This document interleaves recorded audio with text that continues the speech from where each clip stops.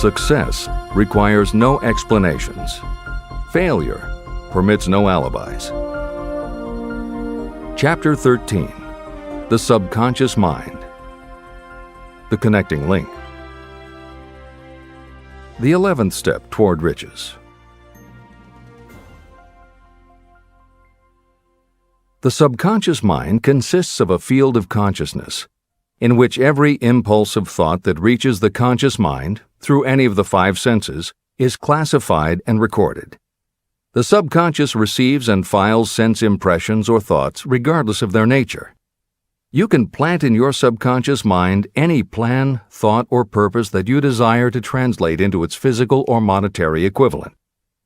Those desires that have been mixed with emotional feeling and faith in your ability are the ones that are strongest. Therefore, they are the first to which the subconscious responds.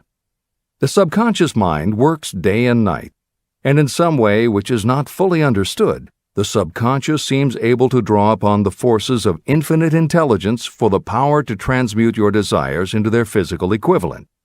And it does it in the most straightforward and practical way. You cannot entirely control your subconscious mind, but you can hand over to it any plan, desire, or purpose that you wish transformed into concrete form. Refer again to the instructions for using the subconscious mind in Chapter 5, Autosuggestion. Editor's comments. In the chapter on autosuggestion, the four primary methods for planting and reinforcing suggestions in your subconscious are 1. The formulation and writing out of your desire. 2. The repetition of positive affirmations. 3. The creative visualization of your goal. And 4. By acting as though the goal is already yours. This is the end of the editor's comment. From my research, I have concluded that the subconscious mind is the connecting link between the finite mind of man and infinite intelligence. It is the intermediary through which you may draw upon the forces of infinite intelligence. From my research, I have concluded that the subconscious mind is the connecting link between the finite mind of man and infinite intelligence. It is the intermediary through which you may draw upon the forces of infinite intelligence.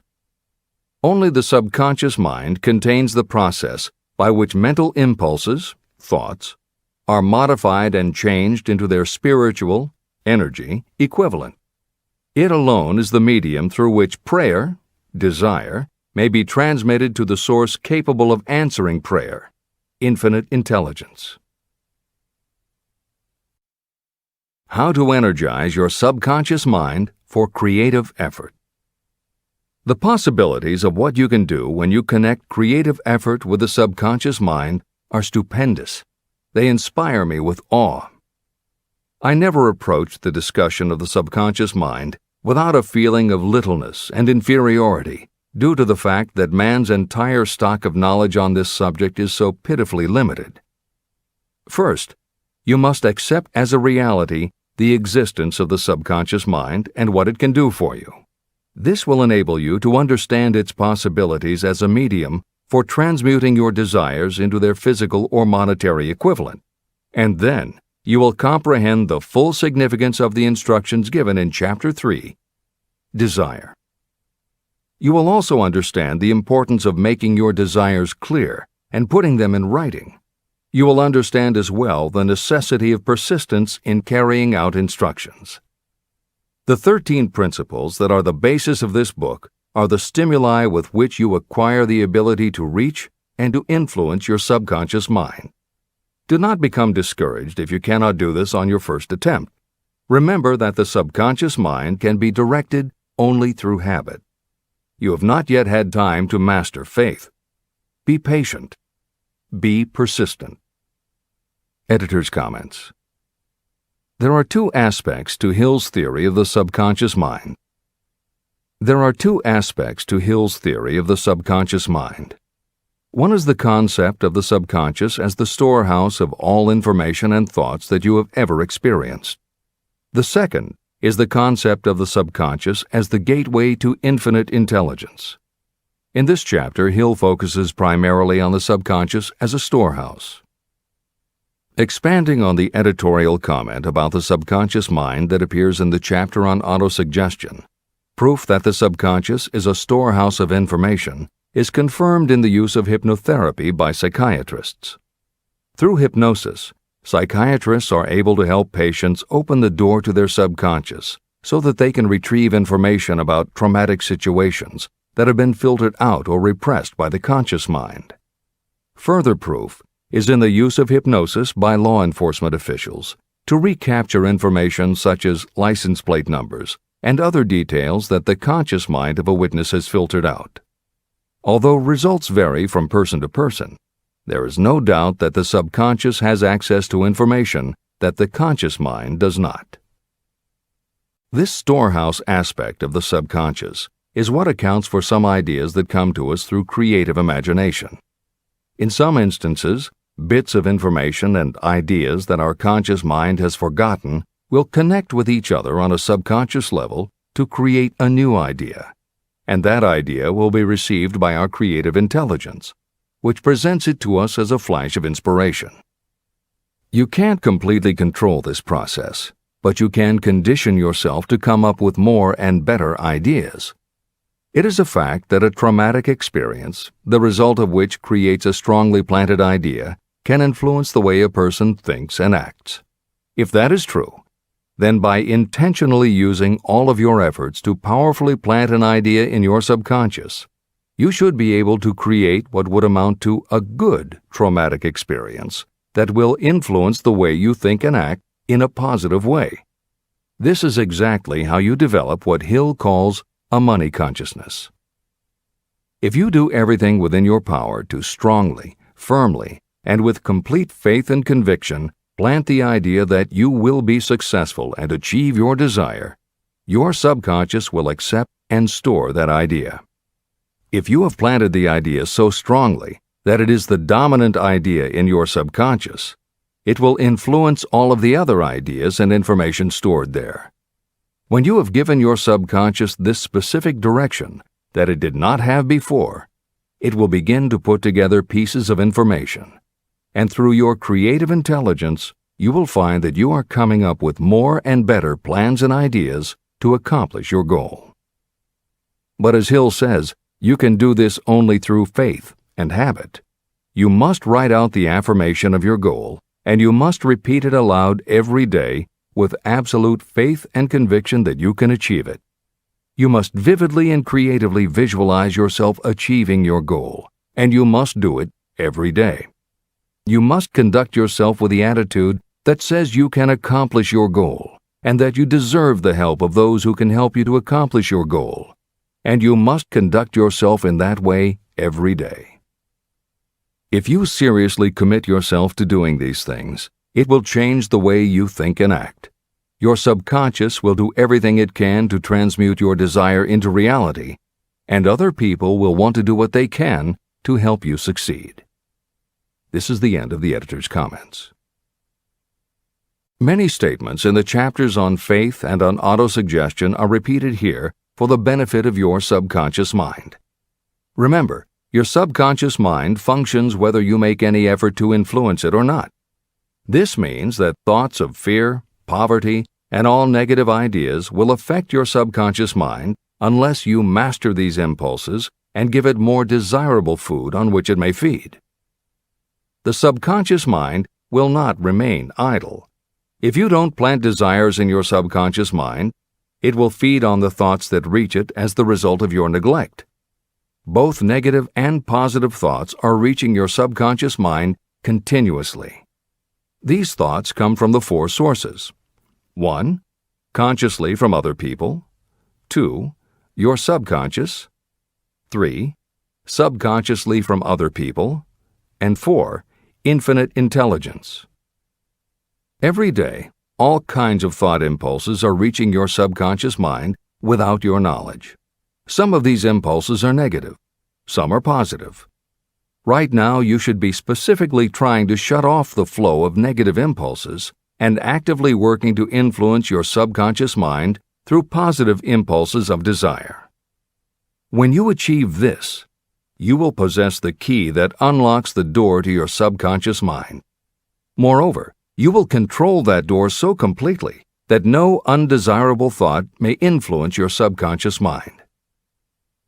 Everything that you create begins in the form of a thought impulse. You can create nothing that you do not first conceive as a thought. Through the aid of the imagination, thoughts may be assembled into plans. The imagination, when under your control, may be used to create plans or purposes that lead to success in your chosen occupation. All thoughts that you want to turn into success and have planted in the subconscious mind must pass through the imagination and be mixed with faith, your faith in your own abilities.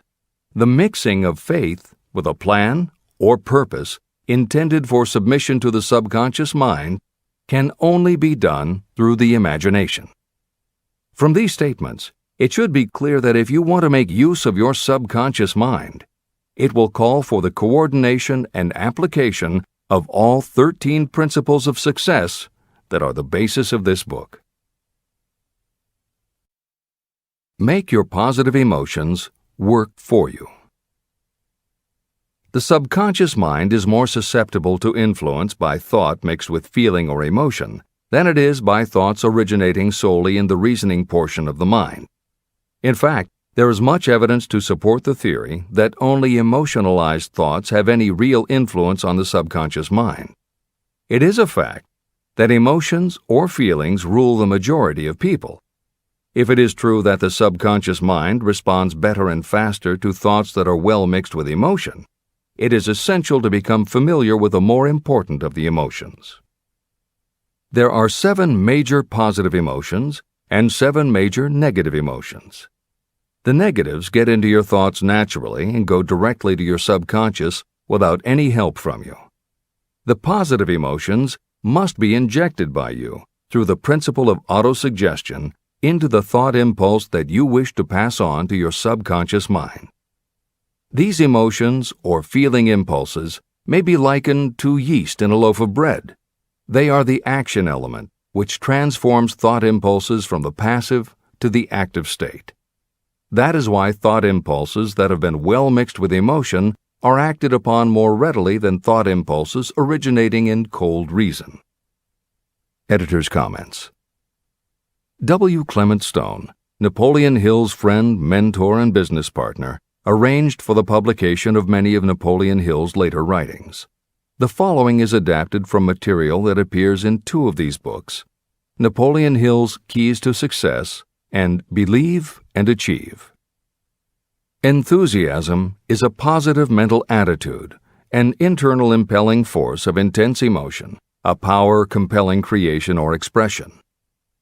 Being enthusiastic is an impelling external expression of action. When you act enthusiastically, you accentuate the power of suggestion and autosuggestion. The sales manager, public speaker, minister, lawyer, teacher, or executive who acts enthusiastic by speaking in an enthusiastic, sincere manner develops genuine enthusiasm. If you act enthusiastic, your emotions will follow. By filling your conscious mind with enthusiasm, you also impress upon your subconscious mind that your burning obsession and your plan for obtaining it are certain things. Then, if your conscious enthusiasm dims, your subconscious will be there, full of images of your success, to help you stoke your conscious fires of enthusiasm once again. This is the end of the editor's comments. You are preparing yourself to influence and control the inner audience of your subconscious mind in order to hand over to it the desire for money, which you wish transmuted into its physical, monetary equivalent. It is essential, therefore, that you understand the method of approach to this inner audience. You must speak its language. It understands best the language of emotion or feeling. Following are the 7 major positive emotions and the 7 major negative emotions. I am listing them here so that you may draw upon the positives and avoid the negatives when giving instructions to your subconscious mind. The 7 major positive emotions. The emotion of desire, the emotion of faith, the emotion of love, the emotion of sex, the emotion of enthusiasm, the emotion of romance, the emotion of hope. There are other positive emotions, but these are the 7 most powerful and the ones most commonly used in creative effort. Master these 7 emotions. They can be mastered only by use, and the other positive emotions will be at your command when you need them. Remember that you are studying a book that is intended to help you develop a money consciousness by filling your mind with positive emotions. The 7 major negative emotions to be avoided. The emotion of fear, the emotion of jealousy, the emotion of hatred, the emotion of revenge, the emotion of greed, the emotion of superstition, the emotion of anger. Positive and negative emotions cannot occupy the mind at the same time. One or the other must dominate. It is your responsibility to make sure that positive emotions constitute the dominating influence of your mind. That is where the law of habit will help you. Form the habit of applying and using the positive emotions. Eventually, they will dominate your mind so completely that the negatives cannot enter it. Only by following these instructions literally and continuously can you gain control over your subconscious mind. The presence of a single negative in your conscious mind is sufficient to destroy all chances of constructive aid from your subconscious mind. Editor's comments. Napoleon Hill's concern about the susceptibility of the subconscious mind to negative thoughts, emotions, and comments is well known to professionals who work with these techniques. In clinical hypnotherapy, there is an axiom referred to as the law of reversed effect, which states that whenever there is a conflict between imagination and willpower, the imagination wins. When you attempt to plant an idea, if the subconscious already harbors a negative, trying to force the new idea has the reverse effect because the subconscious becomes obsessed with defending its established negative idea. And the harder you try to do something, the more the subconscious resists and the more difficult it becomes. Even the use of the word try is warned against because it gives the suggestion to the subconscious of a preconceived failure. The concept of trying implies an ongoing effort. You don't want to try. You want to succeed. If you ask your subconscious to help you try, it may do just that. It may help you try, but it will prevent you from succeeding. Because if you did succeed, then it could no longer help you try, which is what you asked it to do. The cautionary note about using the word try is just one example of the care that should be taken when formulating affirmations and using autosuggestion. The following are some other rules of thumb that most modern experts agree on. 1. Affirmations should always be stated as a positive. Affirm what you do want, not what you don't want. 2. Affirmations work best when they are short and very clear about a single desired goal. Take the time to write, rewrite, and polish your affirmation until you can express your desire in a short statement of precise and well-chosen words. 3. Affirmations should be specific about the desired goal, but not about how to accomplish it. Your subconscious knows better than you what it can do and how it can do it. 4. Do not make unreasonable time demands. Your subconscious can't make anything happen suddenly or now. 5. Just saying the words will have little effect. When you affirm your desire, you must do it with such faith and conviction that your subconscious becomes convinced of how important it is to you. As you affirm your desire to yourself, visualize it in your mind's eye as big as a billboard. Make it big, powerful, and memorable. 6. Repetition of your emotionalized affirmation is crucial. At this time, it is your habit to think one way. By repeating your affirmation often every day, your new way of thinking will begin to be your automatic response. Keep reinforcing it until it becomes second nature to you, and your habit will have become to think the new way, the way you want to think. This is the end of the editor's comments. We form habits based on the degree of reinforcement we receive. Habits make no moral judgments. They can be either good or bad. Both are formed through repetition. If we try something and like the results, we repeat the action. You can replace negative thoughts with positive ones. You can replace inaction with action, and you can form any habit you choose. Your thoughts are the only thing that you can completely control if you choose to do so. You can control your thoughts to control your habits. The secret of effective prayer. Most people resort to prayer only after everything else has failed, or else they pray by a ritual of meaningless words. And because most people who pray do so only after everything else has failed, they go to prayer with their minds filled with fear and doubt. Because fear and doubt are the emotions that are mixed with their prayer, these are the emotions the subconscious mind passes on, and these are the emotions that infinite intelligence receives and acts upon. If you pray for a thing, but as you pray you have fear that you may not receive it, or that your prayer will not be acted upon by infinite intelligence, your prayer will have been in vain. Prayer does sometimes result in the realization of that for which one prays. If you have ever had the experience of receiving something for which you prayed, go back in your memory and recall your actual state of mind while you were praying, and you will know for sure that the theory here described is more than a theory. The method by which you may communicate with infinite intelligence is very similar to the way the vibration of sound is transmitted by radio waves. Sound cannot be transmitted through the atmosphere until it has been changed into a very high rate of vibration. The radio station takes the sound of the human voice and modifies it by stepping up the vibration millions of times. Only in this way can the energy of sound be sent over distances. After this transformation has taken place, the energy, which originally was in the form of vibrations of sound, is broadcast or transmitted as a radio signal.